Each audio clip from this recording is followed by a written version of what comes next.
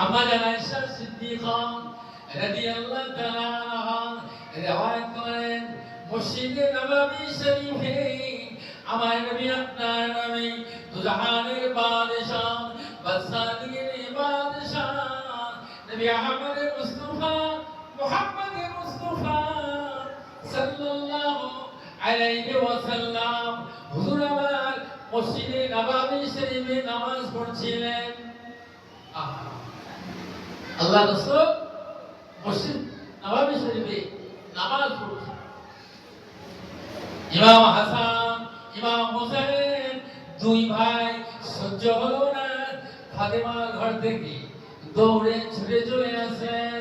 হুজুর শরীফ থেকে দেখেন নাই আম্মা জান নানি জানের কাছ থেকে বিদায় নিয়ে যে নানার সন্তানে চলে গেলেন।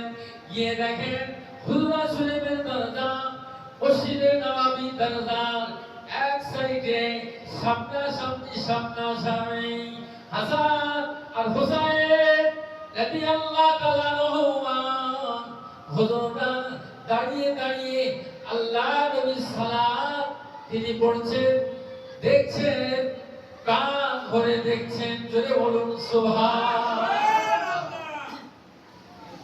মসজিদের দরজা বাইরে থেকে নানা নামাজ তো কি করবে? হাসান মসজিদের মধ্যে প্রবেশ করলেন। দুই ভাই এমন করে গিয়ে আল্লাহ নবীর পৃষ্ঠ মোবারকে উঠে পড়লেন।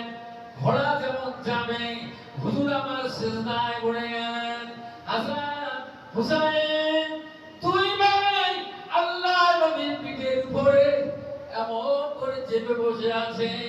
আল্লাহ নবী আল্লাহ রাসূল দয়ার নবী মায়ের নবী কিছুই বললেন না।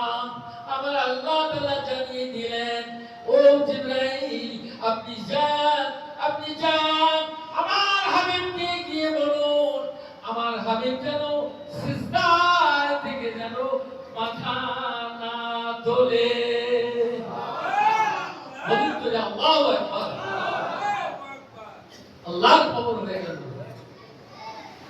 সিজদা থেকে মাথা না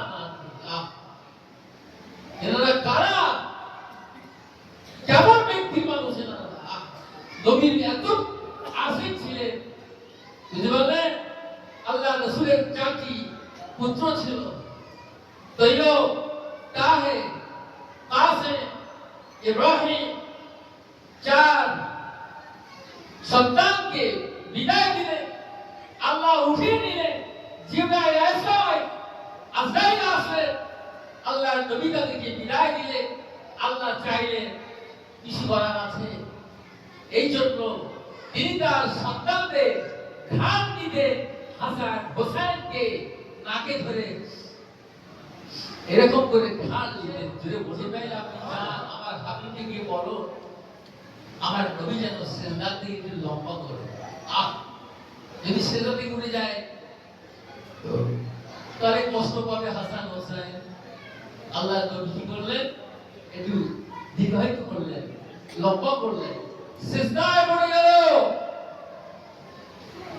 কিছুক্ষণ পরে নবী মাথা ওঠাবেন, আস্তে করে দুটি হাত পিঠের দিকে বাড়ালো। দুই নাসাকে এমন করে ধরে সিজদা থেকে তিনি মাথা উঠালেন। জোরে হবে না? আবার তাকে দাঁড়িয়ে দিয়ে দুজনকে পাশে রেখে আবার তিনি খারাপ হয়ে গেলেন, আবার রুকু গেলেন। আবার কি করলো? হুজুর যখন আবার খারাপ হয়ে গেলেন, আবার তারা সামনে যে আল্লাহ নবী নানা জানের বুকের উপরে জড়িয়ে ধরেছে। জোরে হবে না? সুবহানাল্লাহ। কি নামাজ তারা পড়ছে! যে নামাজ আমার আল্লাহ পাক তার হুকুমেই নামাজ সেই জিবরাইল আলাইহিস সালামকে পাঠিয়ে দিচ্ছে। আর তার নামাজ হওয়া তার নাতি দুই ফাতেমার কলিজার টুকরা হাসান হুসাইন তারা এই আল্লাহ নবী আম্মা জান হযরতে আয়েশা সিদ্দিকা রাদিয়াল্লাহু তাআলা আনহা রিওয়ায়াত করে বলেন হযরত আল্লাহ নবী একদিন ঘোড়া হলেন মসজিদে নববী শরীফে হাজার হাজার সাহাবী বসা জামাত জোহরের জামাত হবে আল্লাহ নবী হুজরা শরীফ থেকে পার হয়েছেন ডাইনে হযরতে হাসান বাম করে হযরতে হুসাইনকে এমন করে কাঁধে করে নিয়ে মসজিদে নববী শরীফে রওনা দিলেন মসজিদে নববী শরীফে গেটের সামনে দাঁড়িয়ে গেলেন আর হযরতে হাজার হাজার সাহাবী বসা সবাই দাঁড়িয়ে গেলেন হযরতে উমর আল্লাহ নবীকে সালাম জানিয়ে বলেছেন আসসালাতু ওয়াসসালামু আলাইকা ইয়া রাসূলুল্লাহ আসসালাতু ওয়াসসালামু আলাইকা ইয়া হাবিবাল্লাহ আল্লাহ নবী সালামের জবাব দিয়ে দিলেন ওই সময় হযরতে ওমর ফারুক বলেছিল এ হাসান এ হুসাইন বড় সওয়ারি তোরা পেয়ে গেলি রে বড় ভাগ্যবান তোরা বড় সওয়ারি পেয়ে গেলি